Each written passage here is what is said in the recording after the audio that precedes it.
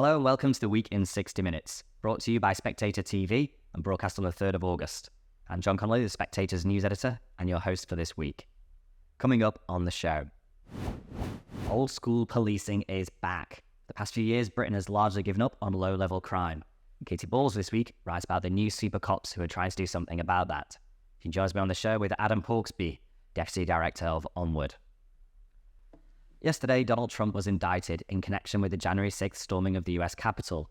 The ex-president now faces 78 separate criminal charges and, if found guilty, could end up in jail. Freddy Gray has the story. Over in Canada, conspiracy history is on the rise, in particular the story of the abuse and mass murder of Indigenous children, which has been endorsed wholesale by the government, despite a troubling lack of evidence. Why has Canada's government looked to censor anyone who questioned this story? And will a crackdown on history denialism exacerbate the problem? The historian Robert Toombs joins me on the show. Finally, dog attacks are on the rise in Britain, but who is to blame? Animal rights campaigners point the fingers at owners who are incapable of training their dogs. Some dogs simply not bred to be pets. I'll be speaking to writer Ed West and Dr. Lawrence Newport, academic and YouTuber. Do subscribe to our YouTube channel. Spectator TV is picking up thousands of new subscribers every week, and you should be one of them. Just click the subscribe button at the bottom of this video and tap the bell icon so you never miss an episode. First up, in our cover piece this week, our politics editor, Katy writes about Supercops. This week, the police have promised to investigate every crime, a policy which was first rolled out in Greater Manchester. Who are the Supercops, and could the return of tough policing win back Tory voters worried about antisocial behaviour? Adam Hawksbee, Deputy Director of Onward, and Katy join me now. Katy and Adam, thank you for joining us on the Spectator TV.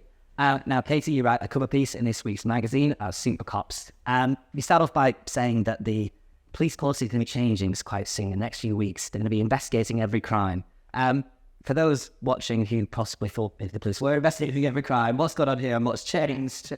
I think it's fair to say that most people would think that it was not a particularly novel concept that the police would investigate every crime. However, in the past few years, there's definitely a trend amongst many of the police forces to actually go away from investigating low-level crimes. Now, they will talk about austerity, say this is down to lack of resources, and this is reflected in the public's view. There was a YouGov poll recently which found that a majority of Brits think that when it comes to things, for example, such as phones being stolen, bicycle theft, they do not think the police are going to investigate them. And they're right. If you look at bicycle theft prosecutions, I think it's under 2% have actually been prosecuted in the past year. 90% don't go close. And therefore it just adds into the sense that, in a way, some crimes have been decriminalised. So even though actually, if you look at the ONS figures, when it comes to headline crime figures, it's falling since 2010. It doesn't necessarily tally with people's personal experience. So this is a shift. Of course, some would say it shouldn't have been a problem in the first place. And this shift has come from one particular police force, is that right? You can tell us a bit about that. Yeah, so this specific policy originates not from a think tank in Westminster or even a Whitehall department, so much as the fact that Stephen Watson, who is the Chief Constable of Greater Manchester Police, is something that he brought in when he took over that force. Now, at the time, the force was in special measures, not doing very well at all. And it was one of the various things he made the force do. Now, it has reaped rewards. And there's now a sense that what it did there, which is not only increasing, obviously, prosecutions, but also acting as a deterrent, means that the government now want to adopt it nationally. Adam, what do you make of the rollout? And do you think as well there could be sort of a move towards listening more to local police forces and introducing policies nationally?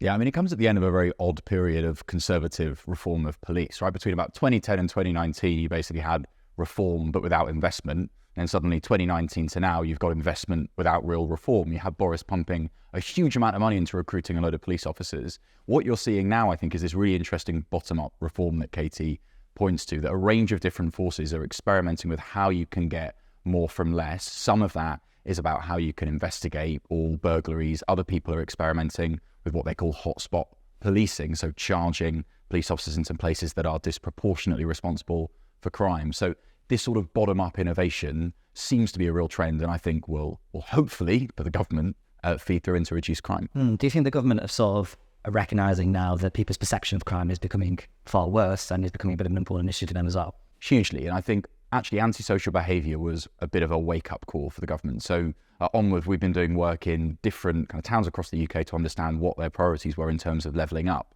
In Westminster, I think people often think levelling up's about, trains or about, new skills programmes or whatever else. Actually, the number one thing we heard was it was about antisocial behaviour, people being worried about spending time in their town centres, about things like shoplifting, burglary, low-level crimes. So that's why I think it's ratcheted up in terms of a political priority, and policing is one of the key ways you can address it. And in terms of other initiatives, Katy, you mentioned in your piece that one particular one, the amount of time that police spend on mental health call-outs. Can you tell us a little about that and how that's changing? Yeah, so I think when you look at the Greater Manchester example, and that is one example of chief constables leading policy regionally that then becomes national.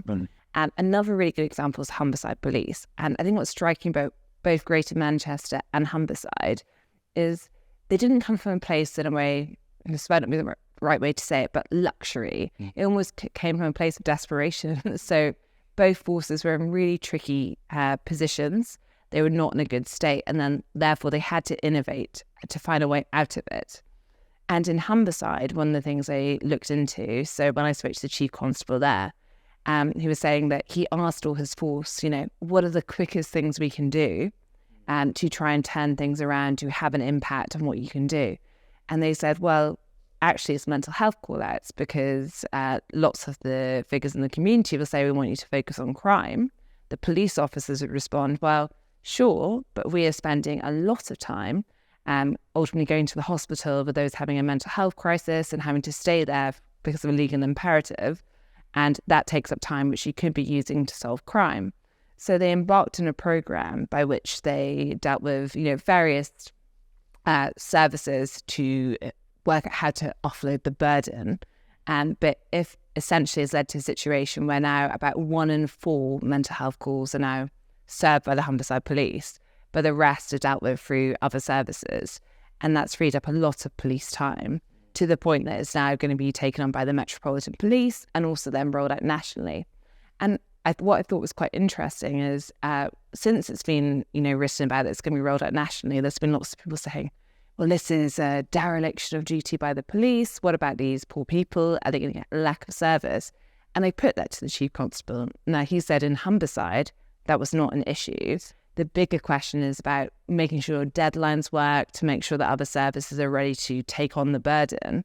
And it's only now that it's been covered nationally that people are making that point. And from the community perspective, he said most people didn't even notice the change was happening because they had the right runtime.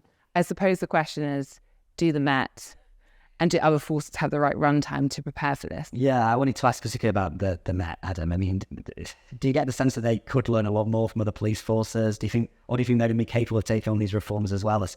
Yeah, I mean, look, given that public confidence is one of the key things these reforms are targeted at, making sure that the police are visible, that people believe they're going to investigate crimes when they're reported, public confidence is the key challenge with the Met. And it hasn't necessarily emanated just from low-level crimes. There have been a series of high-profile incidents and incidents of mismanagement, but it's going to have to be neighbourhood policing, investigating low-level crimes, part of the Met's route back to being a trusted police force. Because, as Katy says, one of the challenges is that polling recently said about 40% of people wouldn't bother reporting a crime if it happened to them because they don't think it would be investigated. Now, that's a nightmare for the future because you can't spot patterns, you can't spot trends, and you can't solve crime. So, yes, it's going to have to be a part of what the Met are trying to do. Katy, I wanted to talk to you a bit about the sort of political angle of this. Do you think there's a risk to the Tories that, for example, Andy Burnham can take credit for the reforms coming out of GMP and they've been rolled out nationally? Don't they sort of seeding political ground, do you think, to mayors and local chief constables? I think potentially. I mean, Andy Burnham was Metro Mayor of Greater Manchester when the police force fell into special measures in the first place. So that obviously complicates the picture slightly. He played a role in appointing Steve Watson, which is, widely been applauded. I think it's fair to say that Watson is probably, we're talking about these supercops, the Conservative Party's favourite, given he talks about an end to virtue signalling, getting his policemen off Twitter, making sure they shine their shoes. There's all those elements there. But in a way, I think partly because Andy Burnham is quite an independent figure in the Labour Party, Keir Starmer's team often criticise him for one. It might actually be quite helpful non-partisan endorsement of their policy, which is listening to the regions and the regions driving national policy. So there's always a risk on those things, but it almost goes beyond party politics, which is, I think, to lots of people, how they feel crime in their community is might be something they vote on, but it's not so much about what's good for the Tory party or the Labour Party. And therefore, the Tories, I think their hopes on this do rest on the police performing well. But lots of people at the end of the day are not thinking about that. They're just thinking, how bad is it in my area? It seems interesting, Adam, that it's not police commissioners which were put in place by the Tories which seem to be leading on these reforms. Do you think that's an area that possibly needs reform? It's not working as well as Conservative government intended when we introduced it. So it's worth noting that Andy Burnham is the Police and Crime Commissioner for Greater Manchester, right? And that's the key. What they've done is combine the Police and Crime Commissioner role, which a lot of people don't know who their PCC is, but they might know Andy Burnham, or Tracy Brabin in West Yorkshire is their Police and Crime Commissioner. So I think the next step is going to be for the Tories to, merge two of their big, great reforms, right? PCCs on one hand, Metro Mayors on the other, and just have one single accountable figure, because then you know who the buck stops with, and that means you can hold them to account when things are going wrong and reward them when things are going right. And Katy, you mentioned as well in the piece that the Tories have got some other crime policies coming before the election. Hopefully, can you tell us a bit about those and what they're looking at there? Yeah, if you look at the theory about how to deter crime, it ultimately is composed of a few factors, but one of those is severity. So making sure the punishment is not just dealt with swiftly, the crime is investigated, making sure the punishment is severe enough it puts off others. And I think if we're looking ahead to the King's speech, so what will be in the next parliamentary session, crime is going to be a big issue for the Tory party. I think there'll be at least 2 bills on crime and focusing on sentencing. Now, it's quite easy in some ways for the Tory party to talk about sentencing. The question is, do they have the prison places to make it possible? But that is going to be a big push. And also, I think what we'll see from the Conservatives going into the autumn is more attacks on Keir Starmer, trying to use his record in his role as DPP, so prosecutions, to suggest he is on the wrong side when it comes to many of these debates. So the crime stats might look good on paper. We've discussed on this podcast why actually lots of people might not feel it, but it's still an area, I think, that the Tories think they can have work in their favour by the time of the next election. Adam, do you think that they've got time to turn around on crime? I think it'll be difficult. And I think, but as Katy says, there'll be a real desire to create a dividing line here with Labour on that. What might be really interesting on policing is there will be parts of the Labour Party, I think, that are very uncomfortable with the kind of back to basics, maybe quite hardline approach that's being described. In some cities where it's been introduced, it's been disproportionately deployed on ethnic minority populations or poorer populations. And so if it is the case that there are some MPs or members of the Labour Party that are uncomfortable with that, that could open up a fracture within Labour that would be interesting. But there are a myriad of different problems that need to be overcome before that, including not least prison places and whether if you sentence more people, you can have a place where you hold them. Brilliant. Thank you very much, both. Next, can the Tories come up with a tax offer to save them before the next election? Kate Andrews has taken a look at the inheritance tax debate for a politics column this week, and she joins me now. Kate, thank you for joining us on Spectator TV. You write in your column this week about the fact that the tax burden is at its highest point since the war. Last year, the entire Tory leadership election was all about cutting tax, about when you can do it. But now tax cutting has sort of completely disappeared from the agenda.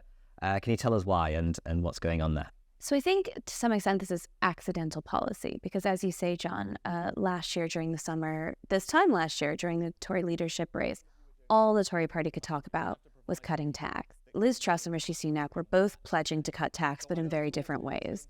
And the Liz Truss argument won out. She was arguing for deficit finance tax cuts, which were a relatively small piece of her spending agenda, actually. It was the energy price guarantee that I think really tipped things over the edge. But she was arguing for tax cuts now, no spending cuts to go alongside them. Rishi Sunak was arguing, we will have tax cuts, we have to fully cost them, and I'm going to do this over the course of the next parliament. So a 6-year timeline as opposed to a couple weeks.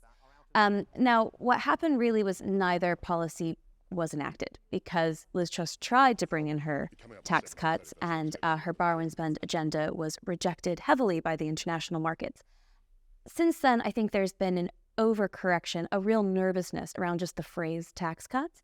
And if you say even in the Tory party, a lot of people will turn around and say, MPs will say, do you not remember what happened the last time we tried to cut tax? But that's not where the Tory party would choose to be if it could. The idea that they are going to go into an election year, which, as you say, the tax burden is now encroaching on that post-war high, is not a good place for the Tory party to be.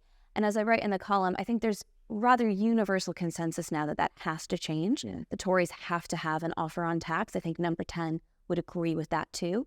But there's a big debate going on right now as to what that looks like, and a huge question over how much money they're going to be able to find to implement. And you mentioned in your piece that the debate is leaning towards cutting inheritance tax in particular. Why inheritance tax? Why is this the one that everyone's settled on? So it's very topical right now. I don't think any decision has been made, and I'm not sure that it would necessarily be Rishi Sunak or Jeremy Hunt's number one tax to cut. But there's definitely a sense from some of those grassroots MPs who are really focused on appealing to the party and throwing a bit of red meat that inheritance tax is the one to cut. And I think there are several reasons for that. The first being that the public just thinks it's a wildly unfair tax, even though so few estates are affected by inheritance tax.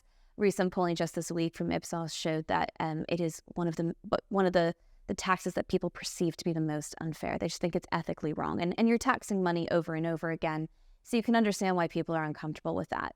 One argument that I think does come from Treasury officials anyway is that they think that an inheritance tax cut would be less inflationary because, you can use that money for what you like, but when you get your inheritance, if you were lucky enough to get inheritance, you tend to think, well, that's not something I'm just going to go and spend on a holiday. People usually put that towards something much more secure, like a mortgage or paying off loans and the rest of it.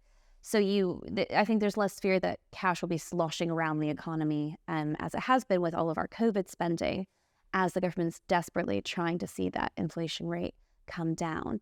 I'm not as convinced by that argument, frankly. The idea that we would get a sprinkling of tax relief and that would be heavily inflationary, I'm not sure I buy.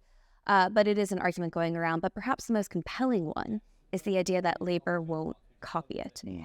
Because at the moment, something the Labour Party doesn't like to talk about anymore, but it endorsed the majority of Liz Truss's mini budget. It endorsed most of those tax cuts. They don't talk about that anymore. But Labour has a policy right now when it comes to the fiscal side of things that they copy the Tories. They copy them roughly on spending. They copy them roughly on tax. They don't want to be seen to be doing anything radical. They think this is a good way to win. And Rishi Sunak has been trying to show some of those differences between the parties recently, particularly on green energy policies. I think a lot of MPs would like to see him go further on tax. So that's one way to draw a political distinction. But on the economic front, do you think if you're going to go for cutting taxes, is inheritance tax the way to go in your view? Well, it doesn't bring in a lot of money to the Treasury. It's about £6 billion a year. And some people use that as an argument to cut it. But I think the question is, if you can find $6 billion worth of efficiency gains and savings, do you want to slash inheritance tax, or do you want to take a penny off of income tax? You're talking about roughly the same amount of money that would be needed. And as I say in the piece, I think this is the debate right now because, look, we could be in a world, say next autumn, where the public finances are looking good, where we've got some meaningful growth, where the rate of inflation has really come down and the numbers look great. We could be in that scenario. The current data doesn't suggest we're going to be in the best case scenario. So I don't think any MP sitting around right now, assuming they're going to have tens of billions to cut all different kinds of tax, they are going to have to probably hone in on a few. And that's the debate. Do you go for that sort of red meat to the grassroots inheritance tax? People hate this, it'll create headlines. Or do we go for the tax cut that will actually be far more broad-based and affect far more people?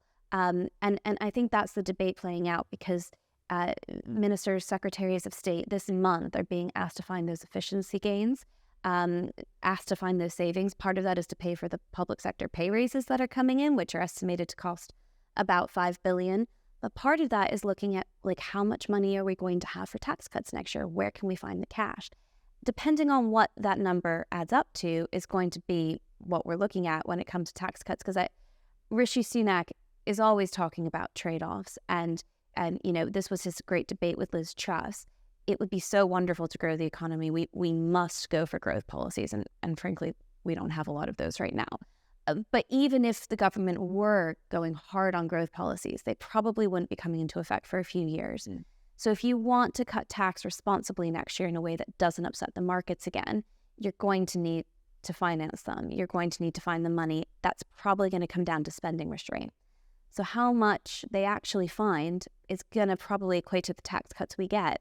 And Rishi Sunak is discovering as Prime Minister, it's really hard to get your MPs to commit to rolling back the size of the state. Do you think it's something then that needs more direction from number 10 about shrinking the state? Well, look, Rishi Sunak's language has always been quite clear on this. And when he was Chancellor, he would often, insist that if you're going to have this great spending pledge, you're going to have the money to go alongside of it. He was always making that trade-off argument. I think the difficulty for Rishi Sunak now and for his Chancellor, Jeremy Hunt, is that it's all good and well to be like, we have to make these tough decisions because, the markets were very uncomfortable. It's going to be painful for a while. We have to get the rate of inflation down. But then in your budget, you're spending lots of money and you're giving away way more subsidies around things like childcare while not actually liberalizing the market. You're just spending the money. You're growing the state without those pro-growth reforms. At some point, that narrative of, well, I'd like the state to be smaller, tough choices, kind of morphs into, well, why are you growing it then? And so, I think number 10, it's not simply about the narrative on this. It's the actual policies that they're going to have to grapple with going into the autumn statement and the next budget. Are they going to keep spending money, or are they going to prepare to cut some tax? Brilliant. Thank you very much, Kate.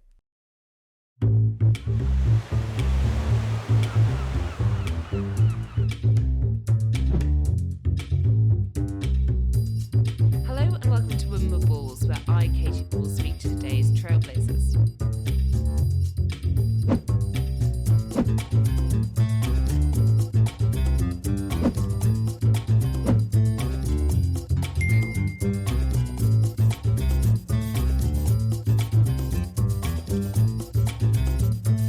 Next, Donald Trump was indicted on Tuesday in connection with the January 6th storming of the Capitol. Could the ex-president really end up in prison if found guilty? Or could he even win the next election from a jail cell? Freddy Gray joins me now. Freddy, thank you for joining us on Spectator TV. Great pleasure, John. I was saying, I think it seems a bit like deja vu at the moment. We're back again talking about Trump facing criminal charges. But what are the latest indictments and what is he facing? It is a little bit like Trump Groundhog Day, isn't it? Well, the latest relate to January 6th and Special Prosecutor Jack Smith, who's hounding Trump on all sorts of fronts, has brought 4 charges against Donald Trump. The main one is a conspiracy to defraud the United States, and alongside that, a conspiracy to defraud the right to vote of every American citizen. And that relates to, of course, Donald Trump's great tantrum after the 2020 election and the way in which, according to a lot of people, he encouraged and incited the riot of January 6th, which is now infamous. There are no insurrection charges, which is quite sort of important because probably the only way in which he could be debarred from running from office would be if he had been found guilty of insurrection. I don't think that's going to happen. It's not a realistic possibility. So you have this situation now where Trump is facing 78 counts, criminal counts against him, and the civil trial, which is the rape case in New York, which seems quite spurious to a lot of people, but it's still ongoing. And he is still far, far ahead in the polls to be the Republican nominee. It's not just Trumpists who rally around him, because they've already rallied around him. It's actually quite a lot of Republican-leaning Republican people who do feel this is a politicization of justice, who do feel that Donald Trump has a point. And when they're asked about it in polls, they tend to support him more after one of these indictments comes out. Well, you mentioned he's being hounded by Jack Smith. I mean, do you think they're right to think that at least some of this is politically motivated, the charges against him? Or well, it's funny with Trump. I always think that what I think doesn't really matter because, I think, if you want to know what I think the worst thing Donald Trump did as president was to refuse to accept the result of the 2020 election. I mean, Richard Nixon in the 1960s thought that he had been robbed of the election by JFK, and he actually had quite good reason to think that. But he accepted the results, and I think it's an important part of the democratic process. Even if it is a little bit dodgy, it's not totally compromised, and you should accept the result of it. The fact that Donald Trump didn't was a bad thing. He behaved recklessly. He did encourage people to think very conspiratorial thoughts. And he did undermine the democratic process. I think Americans and Brits, when we talk about America, can get a little bit pompous about process. Right. We don't have to all believe election results. That's not some sort of divine order that we have to accept them. The fact is, Democrats have repeatedly refused to accept election results when Republicans win. They didn't accept Donald Trump winning. They didn't accept George W. Bush winning. It's slightly pompous, all that talk, I think. So I'd try and get away from that, and then maybe look at whether these criminal indictments have any value. I think in this particular case, while Trump no doubt behaved badly, recklessly, as I said, what the indictment needs to prove is what it claims, which is that Trump willfully, knowing that he was spreading lies about the election, tried to claim that it was stolen. I don't think they're going to be able to do that. I don't understand Trump's brain. Nobody does.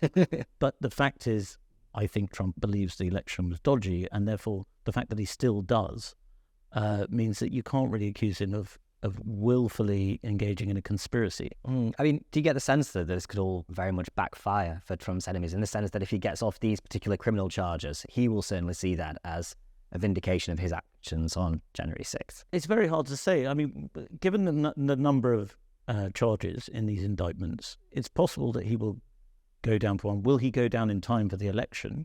That's a difficult question to answer. If he does and runs from prison, could he run a successful campaign? Constitutionally, he could. You can run from behind bars. Eugene Debs did it in the 1920s. Right. He won 1 million votes. So all sorts of imponderables are going on here. What do you think is going through some Democrats' minds when they look at this? Would they like a Trump-Biden contest with Trump facing criminal charges, or do you think they're sort of wary as well about how these charges are perhaps making Trump into sort of a martyr for certain sections of America? I think there are mixed thoughts going on in the minds of Democrats and Democratic strategists. I think at one level they think, yes, Trump as the nominee is good for us because that drives out the anti-Trump vote, which is huge. And there's no point underestimating that. It's a very significant thing. At the same time, they'll be looking at the polls. If you look at polls comparing DeSantis against Biden with Trump against Biden, Trump actually fares a little bit better. Right. So it's possible that in the run of an election campaign, DeSantis, as a more normal politician without all these criminal indictments hanging over him, would fare better. But that's a difficult judgment call. So I think, I remember Megyn Kelly saying to me on Spectator TV, in answer to this question, be careful what you wish for. And that's what I'd say to Democratic strategists who think Trump is the ideal nominee. If the economy goes bad, latest indications are that the American economy is actually going quite well.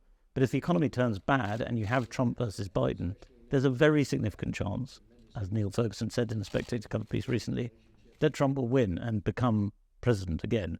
You sort of reminded of Democrats willing Trump to get the Republican nomination the first time round, actually, and it's all coming collapsing down because they originally thought he'd be a better opponent. Well, that's a very good point. The interesting thing is this a repeat of 2016? And I don't think it is in many ways, because I think the atmosphere is different. Because Trump in 2016 was mind-blowing. I mean, he still is in many ways, but it was all so new, and it excited a lot of people and got people interested in politics who weren't interested, and drove out lots of people who don't normally vote. In 2024, yes, Trump's movement is much bigger, but are independents and moderates as interested in the kind of Trump, the justice system is against me rhetoric? I think that's a question that's yet to be answered. And you mentioned one of Trump's opponents in the Republican race, Mike Pence, who's come out against Trump now and is sort of revealing his memos from his time in the White House. Am I right in saying his other Republican candidates, opponents, haven't made much hay of his criminal convictions? And do you think that's a mistake, that they're not making more political capital out of it? I don't think so, no, because I think politics is tribal in America now. And I think that Pence, I'm not quite sure what his strategy is. It seems like he's cooperating with the Special Prosecutor Jack Smith. And he will probably give some sort of statement in trial, maybe witness in trial, and say, recount, or he'll have notes of what his conversations with Trump at the time. And the prosecution and Pence will try to paint Mike Pence as vice president as a sort of honourable man, being put under pressure by this demonic force that's Donald Trump.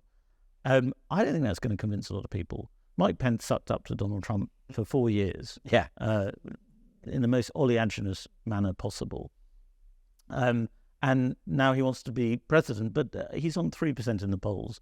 I don't quite get what he's thinking as to whether this will flip the script for him, because Trump's support is around 35 to 40% of the party now, or people that vote Republican. That's not going to change. There's nothing that seems to be shifting that. Brilliant. Thank you very much, Freddie. Next, in Canada, proposals to censor historical denialism are having a chilling effect on freedom of speech. The Cambridge historian and founder-editor of the History Reclaim project, Robert Toombs, has written for the magazine this week about Canada's disturbing treatment of a story about the mass murder of Indigenous children. He's with me now. Robert, thank you for joining us on Spectator TV. Pleasure, John. You write about a fascinating subject in this week's magazine about the sort of killings or alleged killings of Indigenous peoples in Canada. Before we start off, maybe give us a bit of a background and about how you became interested in the subject yourself. Yes, well, I set up a group called History Reclaimed, which I hope all Spectator readers are avid readers of. We have a website, and what we do is to try to combat the ideological abuse of history as we see it. As we know, there's a sort of widespread attempt to retell history, we would say to distort history in order to pursue certain ideological and political aims. And so some Canadian friends or allies got in touch with us, and we started reporting on this whole question, relying on their expertise. And they are well-known Canadian historians who have been, well, I suppose in a way fighting back, or at least resisting the attempt to silence them. Because I think it's called the Canadian Historical Association, did try to shut up all its members and stop them from discussing this, and put out a statement saying that, this was all factual. And what they said was factual is a whole set of accusations that Indigenous children had been killed, either murdered, died of abuse, died in awful circumstances, or through neglect, and that this ran into hundreds or even thousands of children. Actually, one of the stories going around was that the Queen and the Duke of Edinburgh had also killed a dozen Indigenous children on a state visit. But this story has not been, as it were, officialized. Right. But the other stories have been more or less, well, almost universally accepted by the Canadian government, by the Canadian state, by the whole sort of set of institutions that are guardians of, of public culture. So the story that thousands of children had died or been killed and had been secretly buried, this was also part of the story.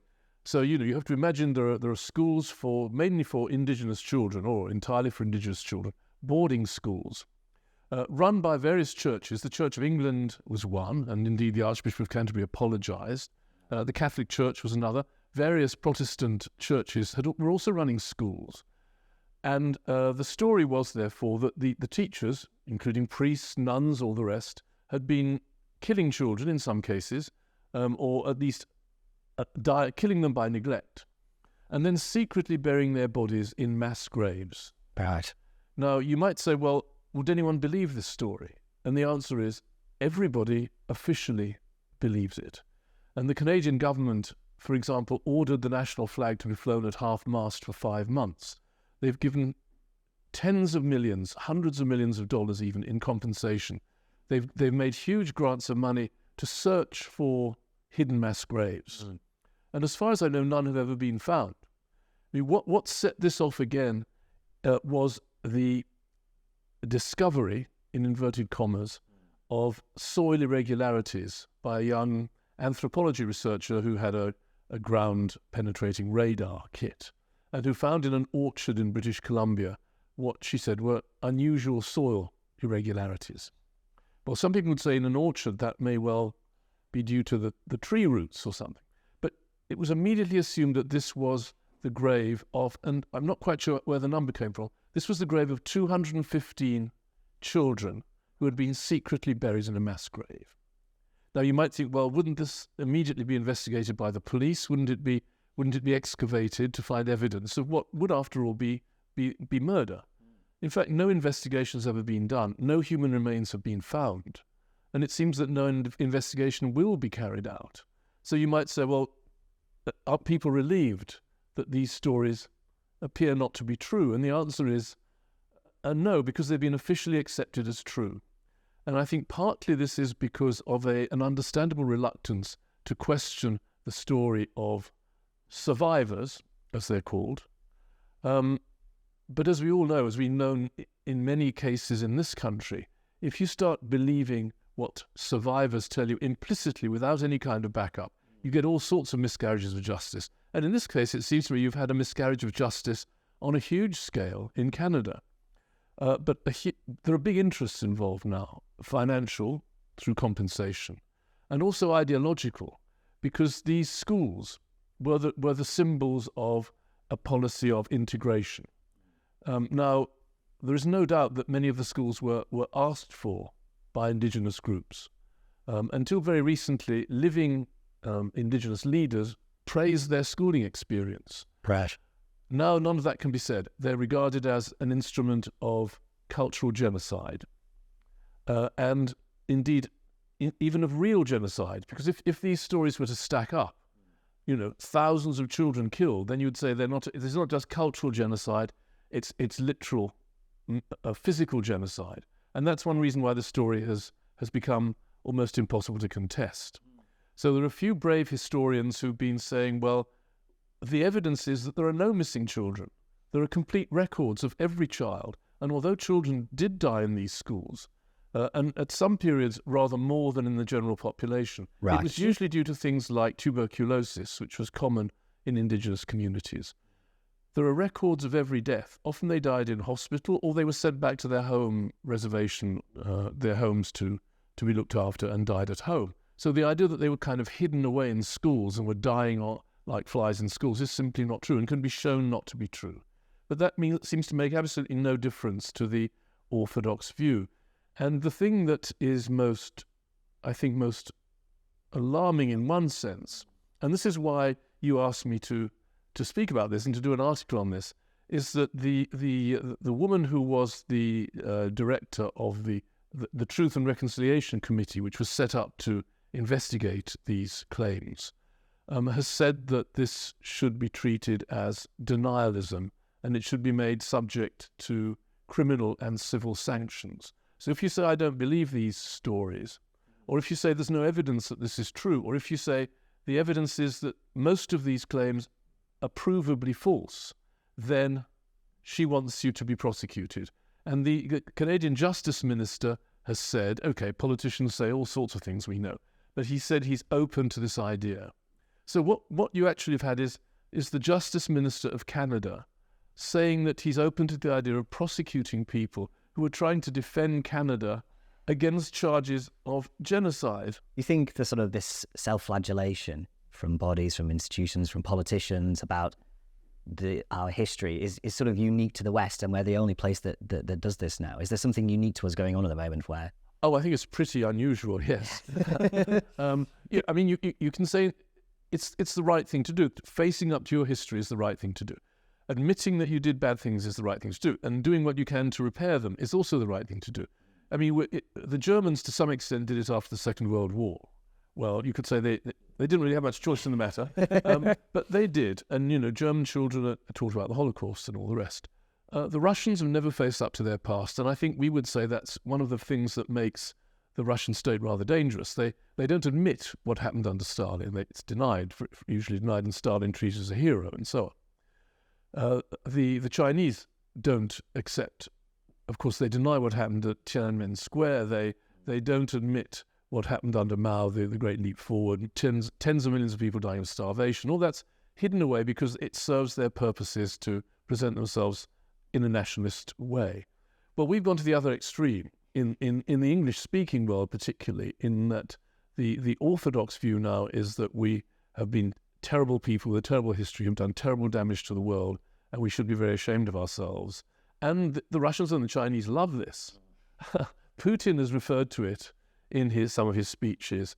The Russian Foreign Ministry put out a long piece the other week about Britain's colonial sins and saying how it was good that this was now being looked at. It seems to me the Wagner Group is going to be very pleased by this. Because, of course, it's used politically against us, and I would say against the interests of democracy and of democratic countries. And it does undermine, in Britain certainly, in Canada, in Australia, in America, any sense that these countries have any positive achievements, and that they are, in fact, democratic communities who are doing their best to live a decent collective life. And this is constantly saying that, no, that's not true, you're all racists. You always were racist in the past, you're racist now, you're racist in the future. It's all about white privilege, it's all about colonialism and so on, and this has to be destroyed. And as one of my colleagues said, if you deconstruct the West, what is going to replace it? Yes, things much worse. Yes. I mean, in the piece, Robert, you use the word heresy to describe those who sort of disagree with this weight of orthodoxy. Do you think there's almost a sort of religious zeal to this? Well, let's say there is a zeal that is rather like a religious zeal. Some people are reminded of different periods of history. I'm reminded of the Reformation period, in which, again, I suppose you could say a great cultural upheaval and a great, new technology, the printing press, and conflicts in the world make people start looking around for scapegoats, witches, heretics. And this does seem to be a kind of psychological process by which we cope with complex periods of change, and in a way that I think few of us would ever have imagined possible in countries like Britain. There are attempts, and successful attempts to censor people, to punish them for their ideas, and not only and of course not ideas that are criminal, and not ideas that are even wrong. It often seems to me that it's a much worse sin to say things that are obviously true, because that's terribly embarrassing for those who are upholding the orthodoxy. But for people to be, in some cases, thrown out of their jobs, you might say, is a relatively mild. It's not like under Stalin when you get the bullet in the back of the head. But nevertheless, people's lives have been turned upside down. They've been attacked publicly. They've been intimidated. Many people are intimidated into making fulsome apologies for things they haven't done, or else just self-censor. And I think we know that various surveys have shown how common self-censorship is now. And of course, we've seen in the grotesque case of Coots and Nigel Farage how this is now spreading. It used to be a thing that happened in universities. If you said the wrong thing, you might be cold-shouldered in the common room and that kind of thing, or you might not get promoted, or your book contract might be cancelled. But now you think, well, is anybody immune from this kind of, petty persecution, but which can actually wreck people's lives? I mean, do you think you've seen that in your own discipline now, that people will shy away from certain topics of research because they know they'll be slandered for it? I mean, yes, definitely.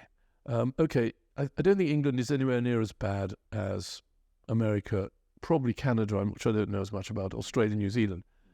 I think the culture wars here are less bitter. So people are still talking to each other. But, everyone in academic history knows that there are some sorts of subjects that will do your career good to write about, and there are some subjects that will not do your career good to write about. And in some cases, it might mean that you'd be, if not dismissed, you'd not be promoted. We all know the case now of Kathleen Stock as a philosopher, not a historian. But that sort of thing can happen. And I think very many people, and, those of us who work, or at least who've stumbled into this area and who've become involved in it as history reclaimed and so on, we're quite often told by younger colleagues that, I'd love to write something for you, or I agree with what you say, but I have to be very careful. I remember one young political scientist saying, well, I have to think carefully about this because I've got a family. Oh, I've got to, I need a job. Put food on the table. Yeah, and we know, people who've had book contracts cancelled. Well, again, I say it's not being sent to a concentration camp. But if you've spent several years working on a book, and it's been accepted by a publisher, and all of a sudden they write to you and say, sorry, we're cancelling your contract because some of our staff don't like what you've written. That's happened to a number of people. Brilliant. Thank you so much, Robert. And finally, they're a much-loved household pet in Britain, but there's been an alarming rise in dog attacks lately, mostly by the American Bully XL breed. We lost sight of how dangerous some dog breeds can be. Joining me is writer Ed West and academic and YouTuber Dr. Lawrence Newport. Ed, Lawrence, thank you for joining us on Spectator TV. Now, Ed, you've written a piece this week, Coffee House. It's been our most read piece, I think, about wonderful the most dangerous dog breed we could ever think of, the American Bully XL. There's been a 50% increase in hospital admissions in the UK for dog bites. What's going on here? Can you tell us a bit about it? Well, over the last 5 years, and in particular the last 2 years, there's been a big rise both in fatalities, which are still relatively small, but also injuries and particularly surgery, for which tends to sort of reflect like the most vicious attacks rather than like hand attacks. And a huge amount of this is down to one particular breed, which is related to both the Staffordshire Bull Terrier and the Pit Bull.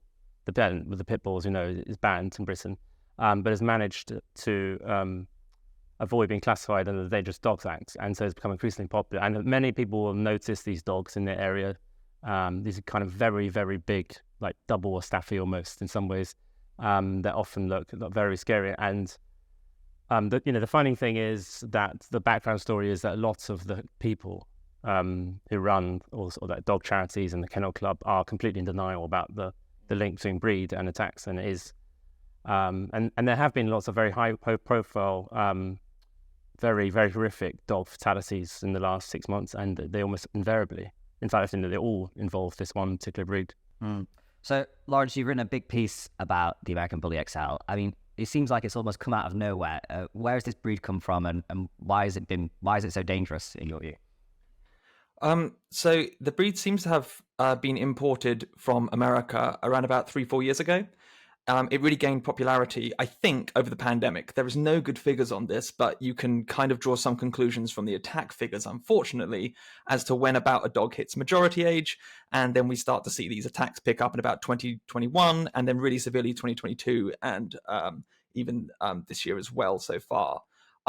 I would pick up that, as Ed says, they were originally bred from American Pit Bull Terriers and American Staffordshire Terriers. American Staffordshire Terriers are different to English Staffordshire Bull Terriers in that it's basically just a sanitized name of the American Pit Bull Terrier in the US that allows you to kind of sign it up to official kennel clubs under that kind of official name until like the mid-70s. So they were taken from what is essentially a fighting breed. And in the US, dog fighting went on for a very long time. It was still legal in most places until the mid-70s. And even in 2005, there was very little enforcement to stop it. And these dogs, the largest of these dogs, were then bred with each other. And there are claims maybe some Mastiffs were mixed in, but that's not actually easy to find. It looks like a lot of them are heavily pit bull. And they are bred and interbred, and sometimes quite aggressively inbred, in order to get larger and larger muscle mass and larger size. So as where a pit bull might max out about 20 kilograms, an American Bully XL is around about 60 kilograms. I mean, it seems kind of remarkable that this dog hasn't been banned yet. I mean, Ed, so the RSPCA say on this, we believe focusing on the type of dog rather than their individual actions is a flawed and failing approach. Dog aggression is highly complex, and taking a breed-focused approach is fundamentally flawed. I mean, what do you make of that? Is it dog ownership, or is it both? And a lot of this comes down to the blank slate idea, which is sort of overwhelmingly dominant in Western society generally. This is a denial of the genetic input into personality, which is very widespread about humans. I mean, we are an urban society, so people who grow up in urban societies, small families, can kind of become unaware of the fact that most traits, in fact all traits, are partly hereditary. So if you bred any animal for certain traits repeatedly, those traits have become much more extreme. So dogs have been deliberately bred this way. So if you get aggressive dogs and they make aggressive dogs, they're going to become more and more aggressive over time. And it's the same with any dog. I mean, I mentioned my own dog, which is a Portuguese Podengo. I'm not a fan of, I have to say, who's, very, very good with kids, as long as you're not a fox, in which case you'll kill your kids. And, she's been very, very well trained and everything, but she will always try to attack smaller animals. She's just a hunter by nature. And that's just the way it is. So you can't really just say, a good owner will make these dogs aggressive, because lots of the fatalities have actually involved quite, pretty good owners who did all the right things. I mean, the dog walker is the classic example. She was perfectly, it's a horrific case, and she warned other people to get away. And when it's reported, there's all this kind of stuff about, she was attacked by all these other dogs. There was a dachshund, maybe like a cockapoo or something, and it obviously didn't make sense, because that's just, even if a dachshund wants to attack you, it wouldn't be able to overpower you. And these dogs have a very, it's a combination of both the aggression and the incredible strength. So, it's completely flawed to just say it's the owner. It's a mixture of genetics and upbringing, which makes a dog violent. So Lawrence, what do you think we can do about this? I mean, can you ban a breed like this, or are these things very easy to circumvent? Do they just mix them with other kinds of dogs and that kind of thing? Yeah, so this is also a frequent objection from groups like the RSPCA and others, which is that, one, they claim that breed doesn't matter, and two, if it did matter, which we can see from statistics cross-culturally it does, even if it does, you can't do anything about it. The problem with that is that there are at least two different routes which seem to be quite effective. We've banned pit bull types, actually not just a pit bull breed, we banned pit bull types since 1991. Because the government hasn't updated the guidance on what defines a pit bull, and a pit bull types are all the crosses, and for instance, American Bully XLs and American Bullies probably fall under this as well, really. The guidance, if it was updated, could reflect this, and these dogs just simply wouldn't have been able to be imported into the country originally. The fact that the government hasn't updated the guidance essentially created a loophole where these dogs could then be imported, and now we see the effects. And in fact, we can see how good and how effective banning pit bull types has been, in that the moment we get back a pit bull type dog, our attacks skyrocket, which tells us that the Dangerous Dogs Act, contrary to a lot of kind of opinion, seems to have worked pretty well for quite a long time in keeping numbers quite low. The other option is, if the government doesn't want to update guidance, they can today, at any point, add the American Bully breed to the banned list through the signature of the Environment Secretary. It doesn't take much time at all. Does that mean the dogs are put down if that happens, Lawrence? So the government has a list of options that they can then pursue. So that would be, you can do anything from, you can enforce leads and muzzles in public, neutering. You can make sure that people can't sell the dogs, so you don't get like a breed, people who are breeders then have to either keep the dogs, or for instance, people who currently own them can't then sell them on. They have to keep them, they have to look after them, they have to have them neutered and muzzled in public.